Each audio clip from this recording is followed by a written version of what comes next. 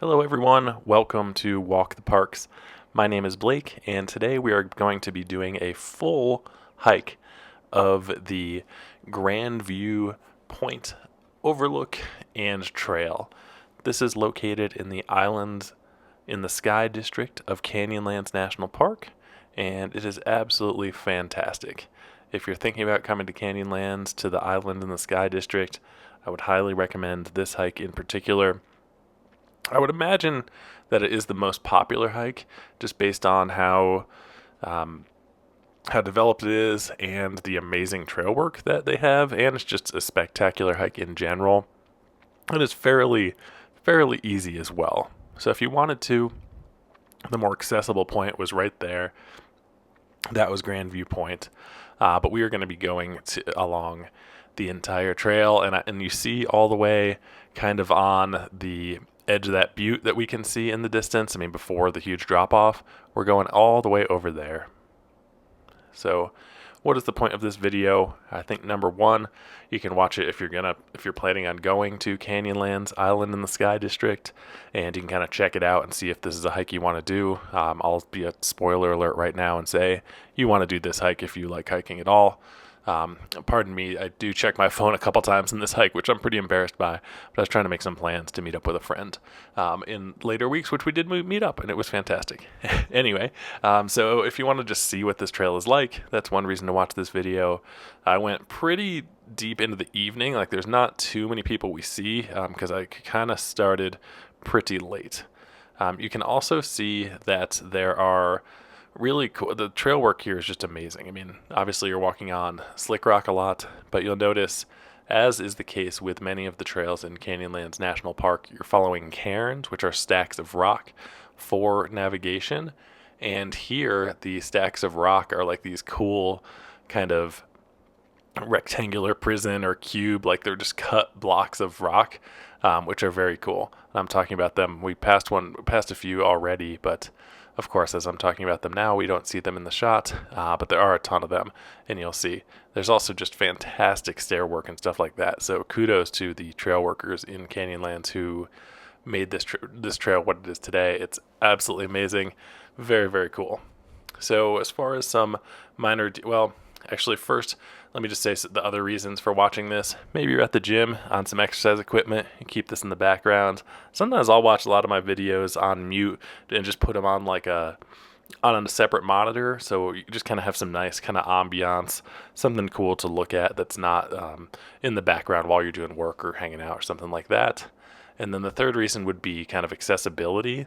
Like if you're never going to come to the island in the Sky District of Canyonlands National Park, or maybe you're unable to come for a variety of reasons, hopefully this can kind of get you a little bit closer to immerse yourself in the wonderful park experience and just see what it's like. It is absolutely spectacular. If you are thinking about potentially coming here, I would highly recommend it. I can't think of any reason not to come here. I mean, if you have the financial and physical means to get here, it's absolutely amazing. If you are going to come here, I would really recommend either fall or spring. In the wintertime, it's quite cold, and the trailhead elevation is around 6,000 feet, so it certainly can get very cold and snowy. A lot of people might not think that because it is kind of this deserty terrain, but it definitely gets freezing cold, and snow does occur here. And then in the summer, it's quite the opposite. It's very hot, and you really have to be careful about the sun and really watch your water intake, watch your salt intake. It can just be kind of, I mean, at worst it can be dangerous, but at the least it can be kind of annoying. And you step outside, even if you're used to heat, and the sun just has a tendency to beat down on you in this whole area. So just kind of keep that in mind. Fall and spring are definitely the best. And that said, even though there are many days that have kind of perfect sunny weather, it can also change pretty dramatically. You can have, in this fall or spring, definitely have big cold fronts or big warm fronts. So kind of expect anything. Also, even when it is a little bit warmer, the temperature difference between night and day is pretty high. So if you're going to be camping or just for clothes to pack and stuff, you kind of want a wide range of things because the temperature does fluctuate, as does the weather, pretty significantly depending when you're there. So just some basic knowledge and information about the Grandview Trail. So the round trip distance is approximately 1.8 miles or 2.9 kilometers. The Park Service estimates about 1.5 hours that it takes round trip, and they do rank this as easy. It is pretty flat the whole way, though for some people maybe 2 miles is quite far. The hike description is a stunning out and back trail. This walk showcases spectacular panoramic views as it follows the canyon's edge. For accessibility, it says this trail can be rough, uneven, and requires walking up and down a rocky hill and stone steps. It is not accessible to wheelchairs. In winter, there may be snow or icy conditions. We recommend traction devices for hikers. And dogs are not allowed on this trail, but service animals are allowed in national parks. And then there's a link kind of to what is a service animal, but we're not going to get into that. If that applies to you, I would recommend kind of checking it out. And as I said, like, even though right now there's kind of nobody on here, the trailhead parking, there are a lot of spots, and I would imagine this would be very popular.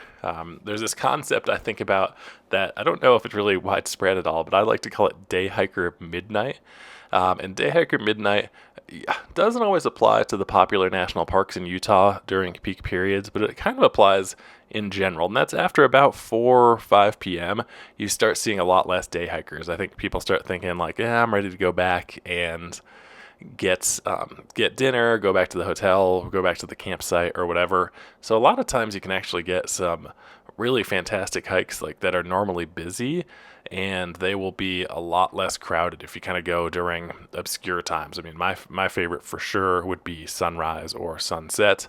The risk with sunset hiking, of course, is while you do get the beautiful view, you might get caught out in the dark. So be sure to bring a flashlight or a headlamp of some sort. I mean, you can use your phone too, but be careful if the phone battery dies. Obviously, this area is so beautiful, it can be pretty easy to take a bunch of pictures and kill your phone battery, especially if you're using like GPS and things like that. So just something to keep in mind. But I always kind of joke about that day hiker midnight. Like if you're on a big backpacking trip, it's even if you're in popular areas, you rarely see people out super late. But again, that does not always apply, particularly in national parks during peak seasons.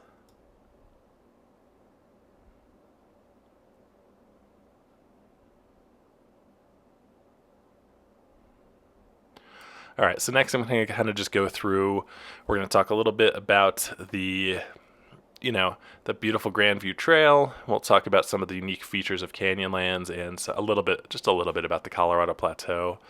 Canyonlands National Park is in southeastern Utah, and this is an area known for just absolutely dramatic landscapes and this slick rock that we're on right now. And something to keep in mind, there's really three good surfaces to travel on here. One would be slick rock like we're on right now. The other would be a designated trail, which we're also on right now. And the third would be sandy washes. So washes are dry stream beds, and a lot of time streams are not running around here. Like there's no water in them. They only really run after a storm or sometimes in the spring due to snow melt. But it's okay a lot of times to walk in those sandy washes because eventually water will come and wash that away. What you want to try to avoid is this stuff called cryptobiotic soil. It kind of looks like just dirt, but it kind of has a texture to it and maybe some black or darker specks on it, I guess is one way to describe it. But you really want, and it might just look like, oh, it's just dirt or whatever, just go trample it, but you really do not want to trample it. It takes a very long time for that cryptobiotic soil to grow, so try to avoid it at as much as you possibly can if you are forced to go off trail for whatever reason. Also, keep in mind, like one of the things that's amazing about all of our beautiful national parks is that there's almost no garbage. Like on this whole hike, I didn't see a single piece of garbage. It's absolutely amazing. So please leave no trace. Don't put any litter. Just assume there's no garbage. Pack everything out that you pack in. Just bring a little Ziploc for garbage or just pack it out. We're in beautiful wilderness here. Let's keep it that way so that people, even if we're the next generation, 100 years down the road, 1,000 years down the road, people will still be able to come and enjoy this beautiful area. please keep that in mind. So, yeah, Canyonlands is just fantastic. The cool thing here, too, is you have this dramatic desert landscape, but then you also have these beautiful rivers. So you have the Green River and the Colorado River, both go through the park. And in the Needles district of Canyonlands National Park, which is a couple hours drive away from where we are now, maybe even 3 from this if we started at this trailhead. But you can hike and see the confluence where the Green and Colorado rivers come together. That is quite a long hike, and Needles is quite a bit more remote than this, but it is really pretty. Sometimes it's cool, like both the rivers have kind of different sediment levels at times, and you really can see them coming together, like the different colors of the river kind of split, and when they come together, it's very cool. I don't know if I'm explaining that well, but definitely a cool trail if you have the time and desire. But obviously it's not covered in this video, so please research that before you go do it. So Canyonlands National Park is divided into 4 distinct districts. As I mentioned, we are currently in the Island in the Sky district, which is kind of close to Moab, Utah. You're about 45 minutes to an hour drive, depending on the trailhead you're going to go to. There's also the Needles district, which is a lot more remote, and then the Maze district, which is incredibly remote. The Maze district is like pretty much in the middle of nowhere, / you have to take a road that is like a 40-mile dirt road or something crazy. I'm making up those exact figures, but is extremely remote. So kind of consider that and do your research and be prepared before you just decide, I'm going to the maze, because it might be more than you want to get into. But anyway, keep that in mind, or maybe that's exactly what you're looking for, and if it is good for you, either way. And then the last district are the rivers themselves. A lot of people obviously recreate on the rivers using, they go rafting, kayaking, things like that. We're not going to go too much into that, but those are the 4 districts of Canyonlands National Park. So Canyonlands is part of the Colorado Plateau, and the Colorado Plateau is characterized by, you have some high elevations, you have deep canyons, and a really cool, like there's all these layers. So a lot of times you'll just experience these geological layers, right? There's a big part of it is Grand Staircase is what it's called. So, I mean, there's the staircase is referring to all the different layers you see. And the Colorado Plateau, even though by the name you would assume that that's mostly in Colorado, that's really not true. Like it is in very western Colorado, like kind of Grand Junction and west, or Montrose and west. But if you know anything about Colorado, that's the very western part of the state. And then a lot of southern Utah, kind of the whole area of the country that kind of has this, I kind of like to describe it as almost like Mars-like, right? Like this is kind of how I picture Mars, with less vegetation on Mars though, but like red rocks. You have these flat, just beautiful big buttes and stuff like that. Just kind of this wonderful, beautiful alien landscape. It does go down into Arizona to the Grand Canyon, which is absolutely fantastic, and then into New Mexico as well. So it's kind of that whole Four Corners area, and it's absolutely spectacular. So the Island in the Sky district specifically, it's the most accessible district of Canyonlands, and it's, because it is close to Moab, Utah. Moab, Utah is not necessarily a huge town, but if you compare it to all towns in the country or the world, but it's actually a fairly large town for this Colorado Plateau region. So it's about 1,200 feet. It's basically, because it's called Island in the Sky because you're kind of on a mesa, which is an elevated rock structure, about 1,200 feet above the surrounding landscape. And it's named for its isolated flat-top mesa, which resembles an island in the sky when it's viewed from below, which is pretty cool. And it represents it well, particularly on the Grandview Trail here. Even though we're more on the mesa right now, we will be going to the edge of it, and you can look out and just see spectacular views down below. Awesome stargazing here. If you are lucky enough to spend the night in this region, try to stay up and enjoy the beautiful stars. It can really be absolutely spectacular. One of the like as I said, Moab, it's kind of jokingly like one of the largest towns, and Moab is quite small. So because of that, far less light pollution and things around here compared to other areas.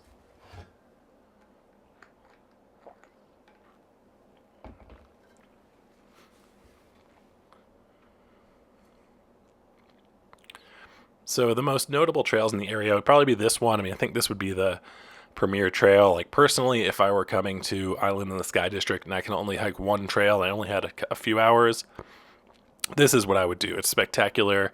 You kind of get a feel for the slick rock, and it's just awesome. So if that's the question, this is what I would do.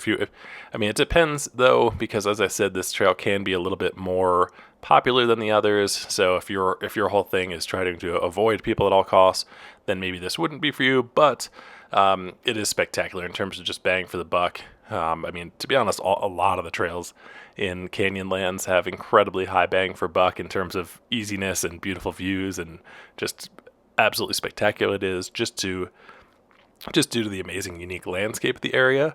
But this trail in particular is just fantastic.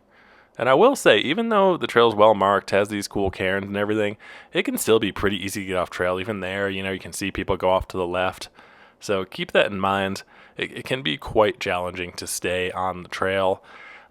We all try our best to do it.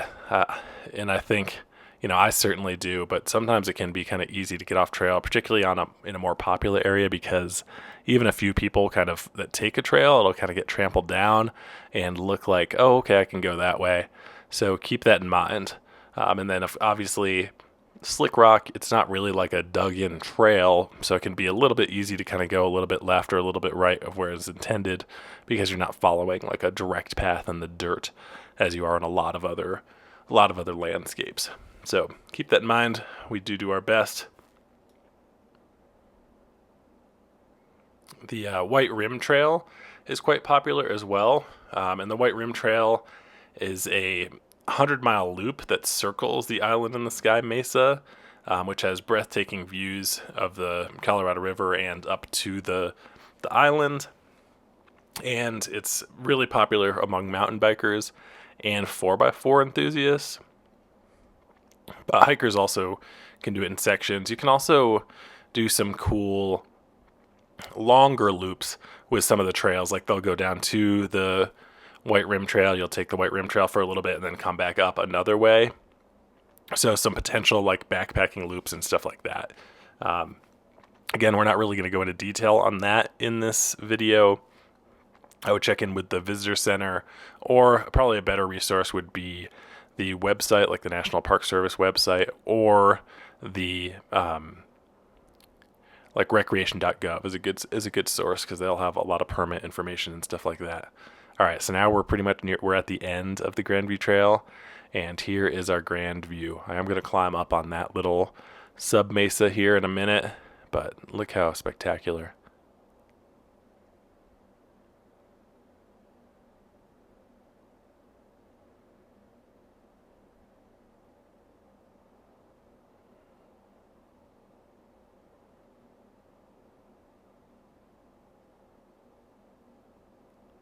I think evening is a great time, like as I said, to do this trail, because again, right now there's literally 0 people here at this viewpoint. I have all to myself.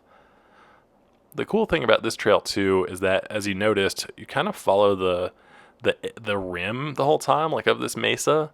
So there's a lot of potential to go a little bit off trail on slick rock, where you're not kind of disturbing anything else, and you can kind of just, there's so many places to do it, particularly at the beginning, or I guess end of the trail. It's just spectacular. You can kind of go and get your own. So even if there were a decent amount of people here, you can pretty safely kind of get your own experience if that's what is desired.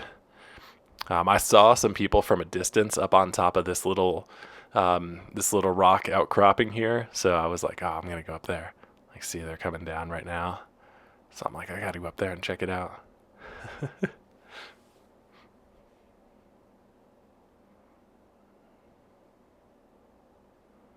And as far as views, what we're looking at, we get to see the White Rim from here, Monument Basin, and you can see the La Salle Mountains in the distance. This area is really cool, even in you can see way in the distance here.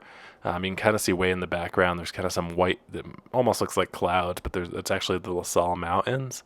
And this area is really spectacular this time of year, like in spring, because you're in this crazy desert landscape down here, but then you're looking in the distance and you're seeing these snow-capped peaks, which is a really cool I mean, it's just really cool in general, but it's kind of a cool like kind of contradiction, right? The big snowy mountainous peaks versus um, the stark kind of red rock, slick rock desert. So again, I don't think this is necessarily part of the trail.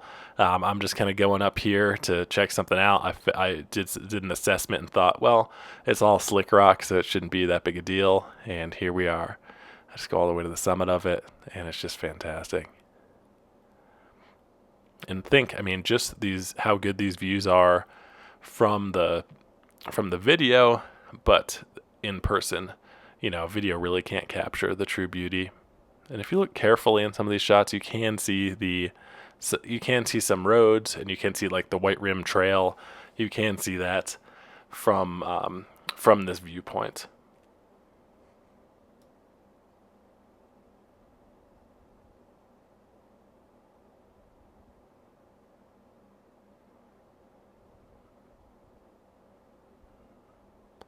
I decided to go all the way to the top. A little bit tricky to climb in here, so again, make sure you're assessing your own ability if you want to do stuff like this, and that should always be the case. I mean, sometimes I think we have a tendency to maybe push it a little bit too far, like on road trips. Like you're like, oh, I want to see everything, so you end up driving a lot and not spending that much time at a certain place, and then you kind of feel forced of like, oh, let me do something hard. But I would just encourage you to really self-assess your ability level and look at how hot it is and things like that before you attempt to do any trail. Just be considerate of that. This is a great one though. I mean, how can you go wrong? It's like 2 miles or maybe even slightly under round trip. It's kind of flat. It's super beautiful views.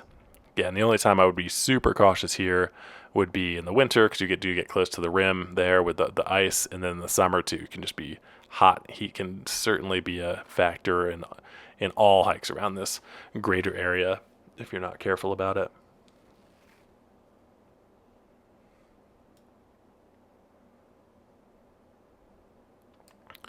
So the Bates Wilson was the first superintendent for the Canyonlands National Park, and he played a key role in the creation of the park. He really lobbied hard for its establishment, and Bates Wilson is considered the father of Canyonlands.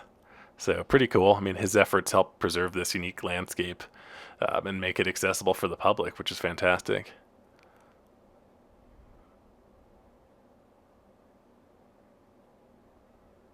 The legislation creating the park was signed into law by President Lyndon B. Johnson in 1964.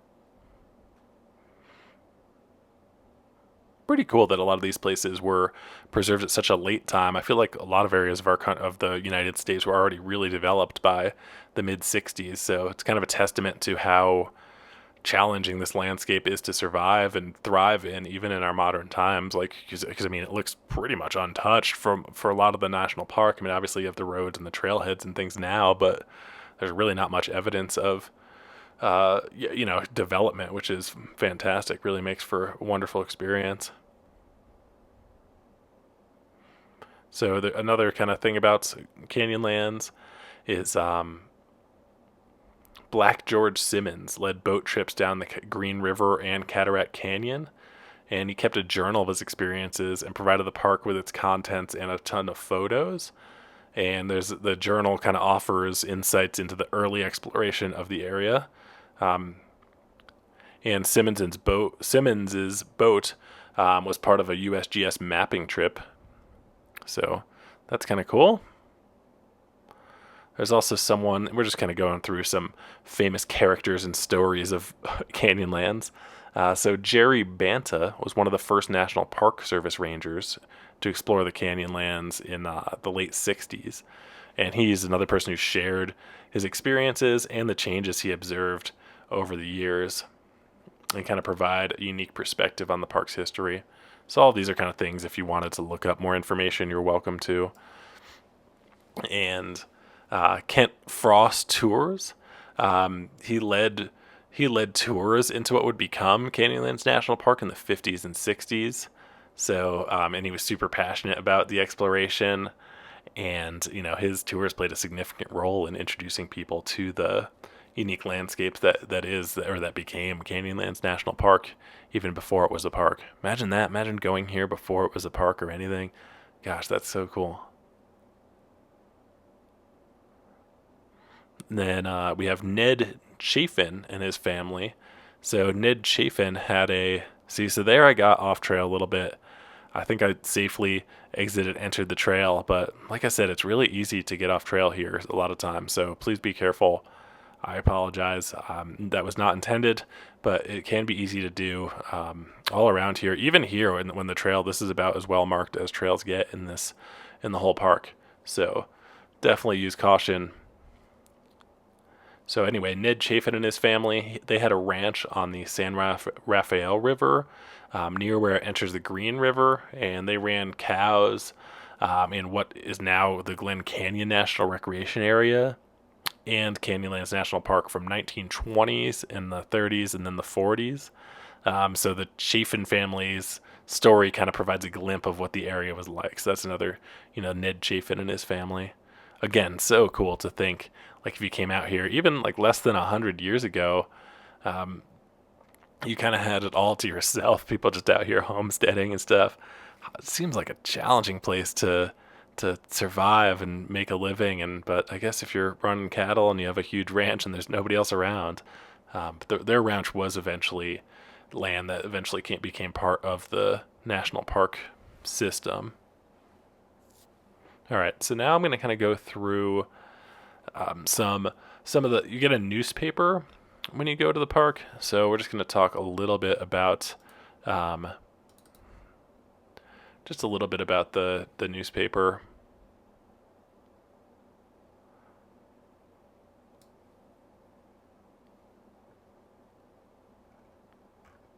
And I'm just going to read some of it to you so that we kind of learn things.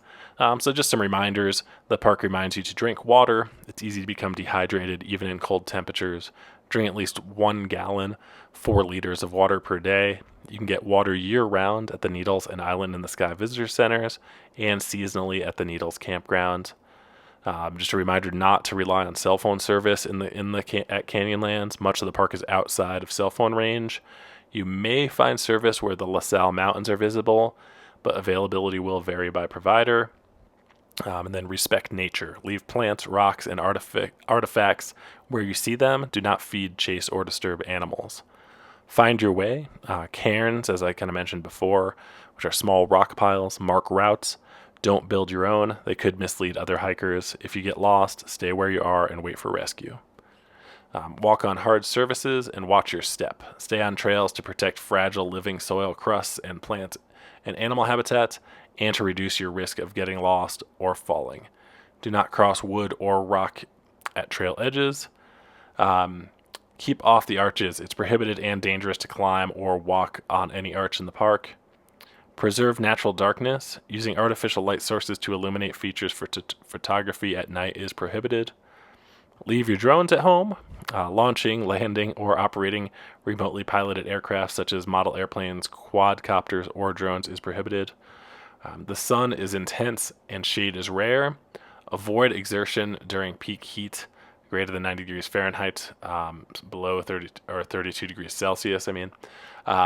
Protect yourself with sunscreen, sunglasses, and a hat. Pets are not allowed on trails. Activities with pets are limited in the park.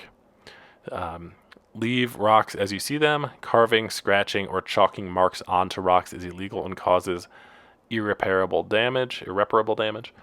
Do not use ATVs. It's prohibited to use any type of ATV or OHV. There are many roads outside the park where you can use these. So some more general information. There is a great app. The NPS mobile app works quite well. You can download the whole park kind of before you go and have a bunch of information, so you're not as reliant upon cell service. And I have used it and it works pretty well. So the NPS mobile app is pretty cool.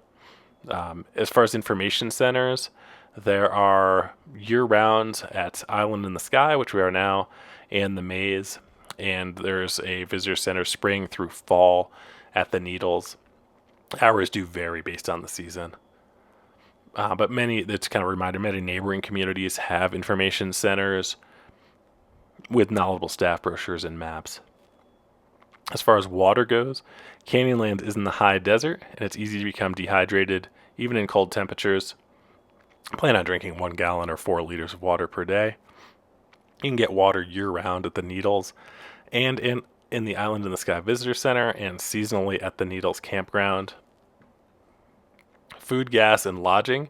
There is no food, gas, lodging, or other amenities at Canyonlands. Come prepared with adequate food and fuel and water. These may be found in nearby towns as well.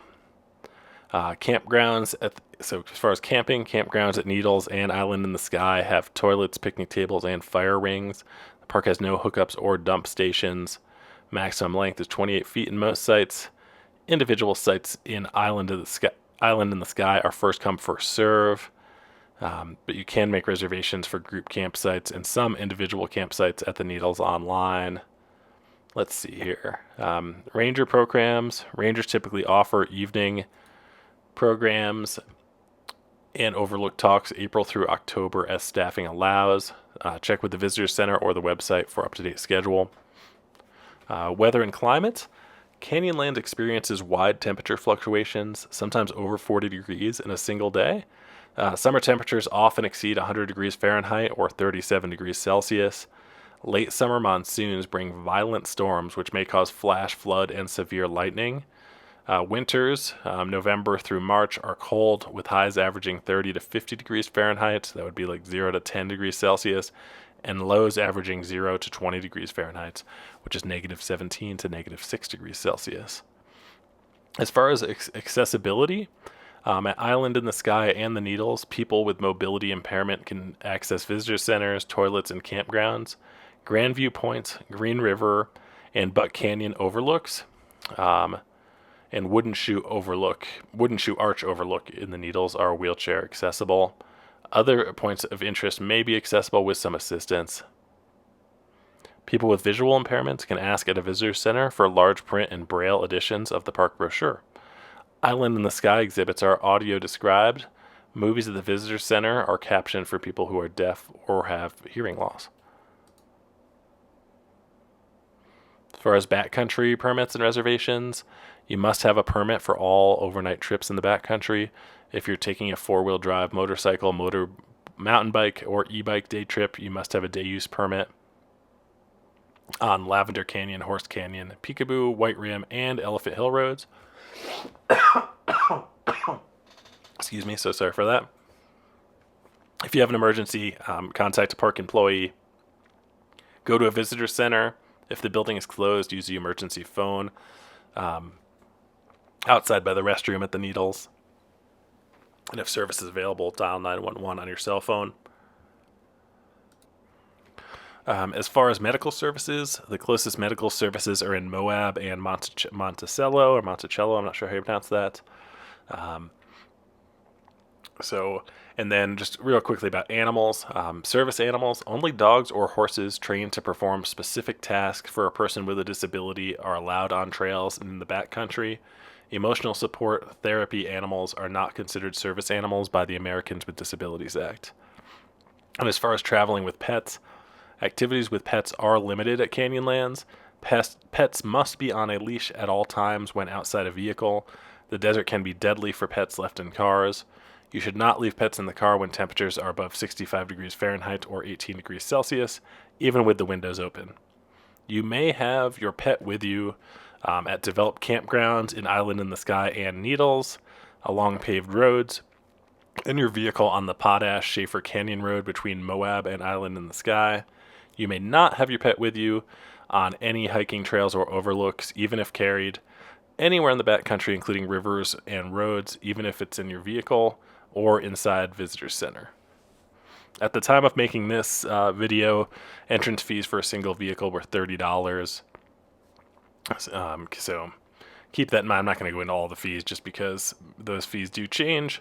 Just keep those things in mind.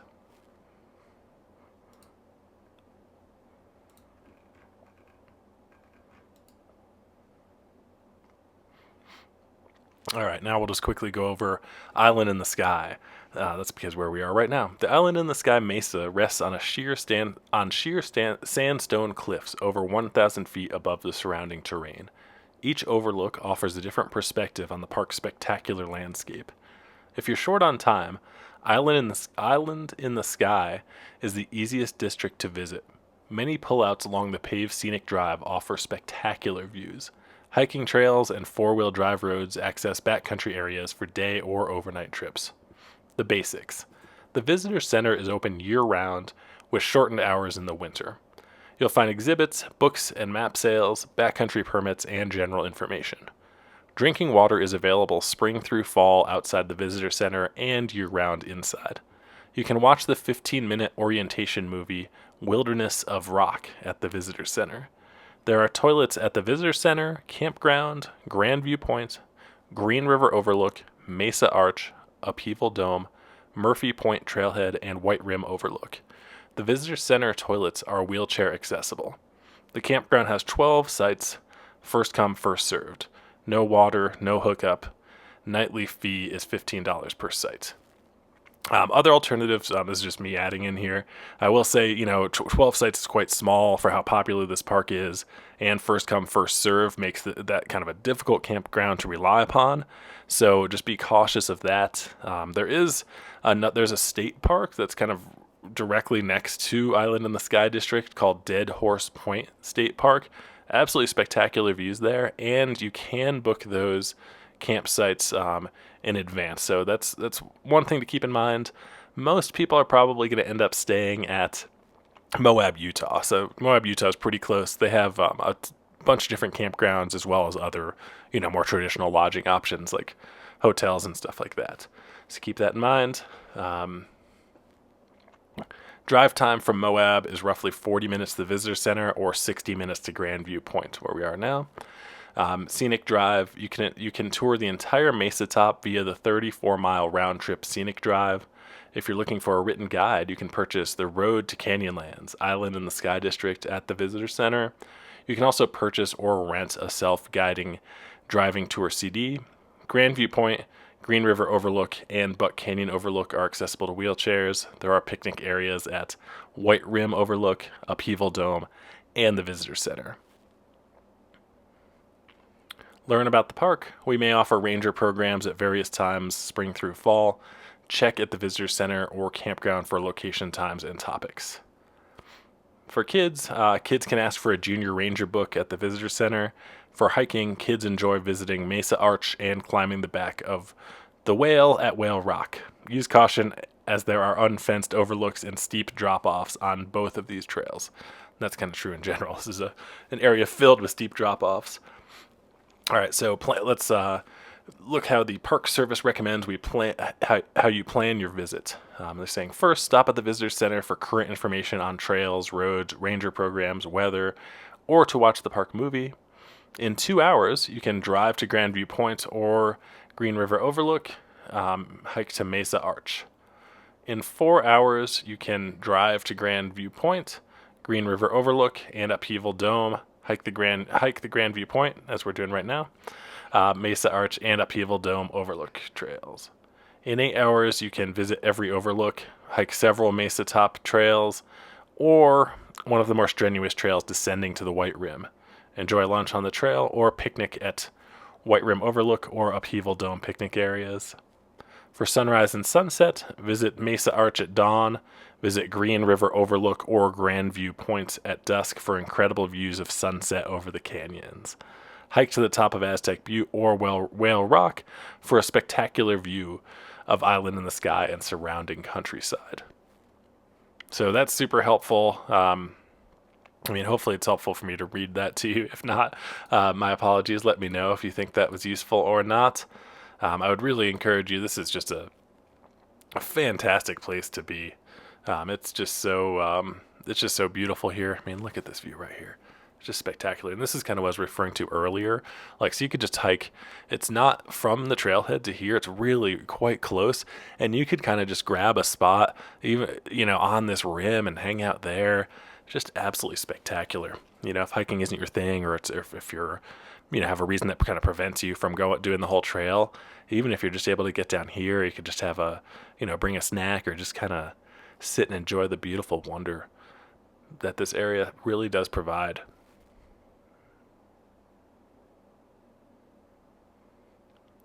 I've been lucky enough to visit this area several times.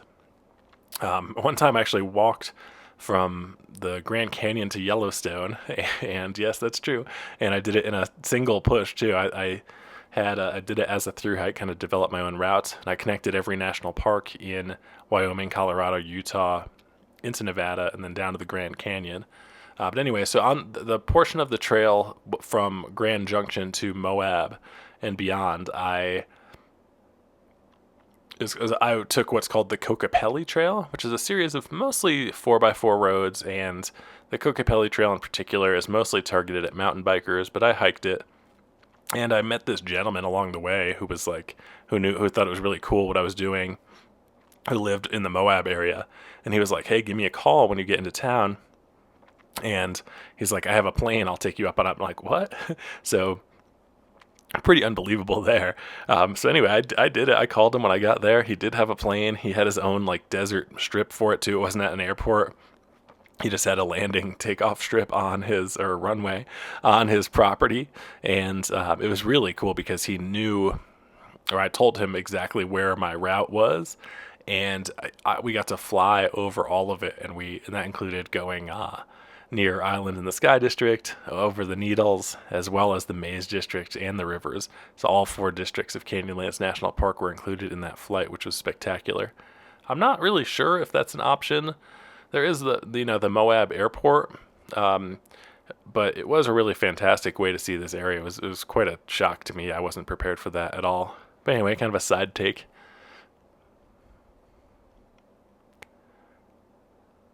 What do you guys think? Are you going to head over to Canyonlands National Park and check this out? Again, too, so you can see this paved part right here. So this would be the accessible part. And I know I don't spend much time at all looking at just the main accessible view, but because I feel like you just get so much more. But if it kind of gives you something to look forward to too. If you want to, just go ahead and go right there. I'm excited for you guys to explore this on your own. Please let me know in the comments if you're going to come here. If you have additional questions, I'll try to point you in the right direction. Otherwise, thanks so much for joining me today. We're heading back right now to the trailhead. Again, there are a decent amount of parking spots here. You can see some people in them, but mostly empty. I feel really lucky that I kind of got to enjoy this on my own. There is some garbage here too. Thank you guys so much for joining me. Have a wonderful day. Enjoy your trip to Canyonlands if you're able to go.